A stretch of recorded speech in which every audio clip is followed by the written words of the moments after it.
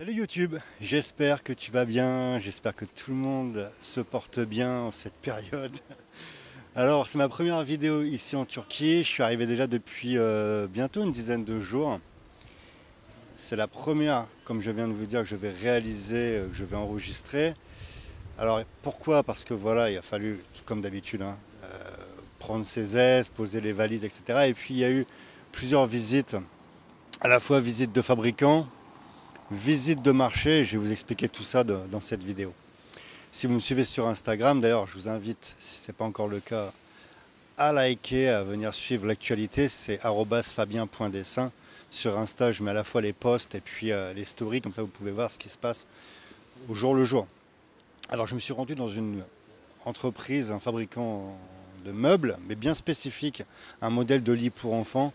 La vidéo est en montage, vous allez voir en quoi ça consiste en fait, qu'est-ce que ce fabricant fabrique, si ça vous intéresse ou pas. Je pourrais bien entendu vous donner des informations parce qu'on va sourcer ce produit pour nos partenaires. Il y a déjà quelqu'un qui travaille ce produit et on va certainement le mettre dans nos réseaux. Donc si vous êtes intéressé à la suite de cette vidéo, vous n'hésiterez pas à m'envoyer un message et puis je vous donnerai les informations. Ensuite, demain, si tout se passe bien, je me rends au marché de la contrefaçon avec une équipe de tournage.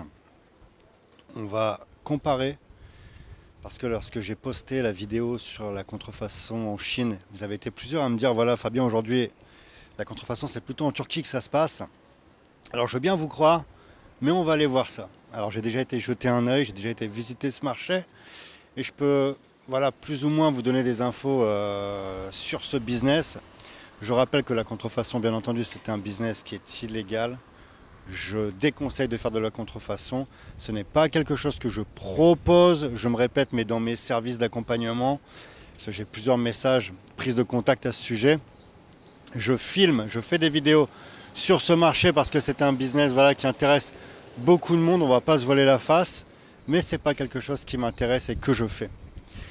Mais pour la communauté, les personnes qui me suivent sur YouTube, voilà, vous pouvez voir qu'à chaque fois que j'ai fait une vidéo sur ce type de business, il y a eu pas mal de réactivité. Donc voilà, je vais aller me renseigner sur la Turquie. Alors d'après ce que j'ai pu constater, il y a une partie de leur gamme qui est fabriquée ici, mais il y a aussi de nombreux produits qui sont importés de Chine. Donc voilà, la contrefaçon reste bien entendu une provenance chinoise, comme la majeure partie des marchés que vous pouvez voir dans le monde, que ce soit en Malaisie, en Thaïlande, au Maghreb, ici en Turquie. Il y a une grande majeure partie des produits qui sont fabriqués en Chine. Donc je vais vous détailler tout ça, je vais vous faire un comparatif. Et puis on va se rendre dans les ateliers. C'est la première chose, du moins la première fois que je vais me rendre dans des ateliers de confection en Turquie. Donc on va pouvoir voir un peu comment ça se passe, comment se déroule la production sur place. Maintenant voilà, la Turquie, je vous fais une parenthèse sur la contrefaçon, le business avec la Turquie, ce n'est pas que de la contrefaçon, loin de là, il y a bien plus de choses à découvrir. Vous dire que je connais parfaitement le business avec la Turquie, ce serait faux parce que je commence à y mettre les pieds, je commence à m'y intéresser. Je sais que dans l'ameublement, la Turquie a un rôle très important. Il y a de très bons produits, de très bonnes marges à faire à la revente et aussi une très bonne qualité. Il y a un savoir-faire. Donc on va avancer ensemble dans ces différents marchés, ces différents lieux de fabrication. Ce que j'ai pu constater, c'est que voilà, il y avait quand même pas mal de Made in China ici. Je pense notamment aux luminaires, parce que j'ai vu qu'il y avait beaucoup d'importateurs de luminaires dans la zone où je suis installé. Mais voilà. Il y a certainement d'autres produits, d'autres marchés que je n'ai pas forcément conscience aujourd'hui.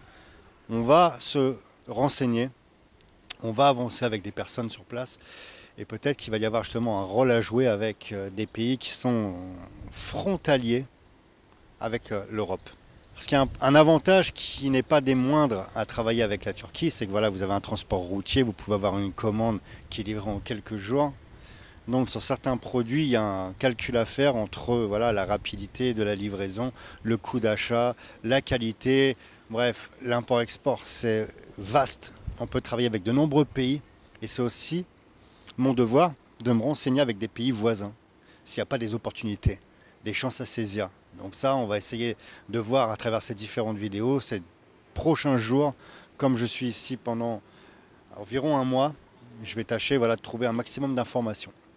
Maintenant, il faut bien comprendre que l'usine du monde, c'est la Chine, ça reste la Chine. Donc voilà, on est obligé de travailler avec la Chine. Mais il y a peut-être des produits dont je n'ai pas conscience. Il va falloir un peu se renseigner. Je sais que sur l'ameublement, voilà, il y a vraiment une carte à jouer avec la Turquie.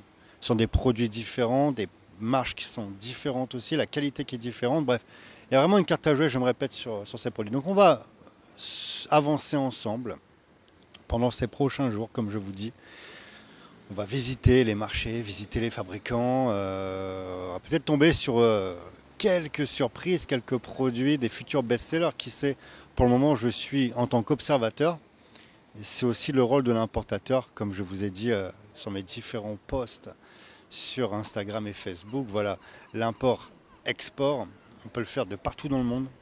Donc c'est aussi à vous de vous renseigner sur tel ou tel produit. J'espère qu'on va trouver des produits très intéressants que je vais pouvoir rentrer dans les réseaux. C'est ce que j'attends et c'est ce que vous attendez, je pense.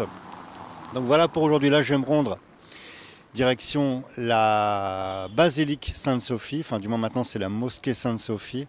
Je suis arrivé quelques jours avant justement le changement de la part d'Erdogan. Donc on va peut-être faire aussi des vidéos avec ce cadre, parce que le cadre est très joli. D'ailleurs, si vous vous rendez, si vous souhaitez un pays pour faire du business et aussi visiter, je pense que la Turquie c'est très agréable. Il y a vraiment c'est une surprise pour moi, c'est une découverte. Il y a vraiment des coins vraiment sympas, on y mange bien, on a un beau décor derrière. Donc aujourd'hui malheureusement il n'y a pas le soleil les amis, j'ai mal choisi la journée. Mais il y a de belles choses à voir ici en Turquie. N'hésitez pas à faire le voyage si c'est dans vos projets, vraiment n'hésitez pas. Donc voilà, je vous dis à très vite. Vous allez avoir de nombreuses vidéos, nombreuses capsules sur la chose. Les vidéos sont un montage, donc voilà. N'hésitez pas à commenter, liker si vous avez envie que je fasse des sujets bien précis, que je traite des sujets bien précis, que je fasse des vidéos bien précises. N'hésitez pas à me le mettre en commentaire. En attendant, voilà, je vous envoie beaucoup de force les amis. Allez, direction maintenant la basilique Sainte-Sophie pour de nouvelles vidéos.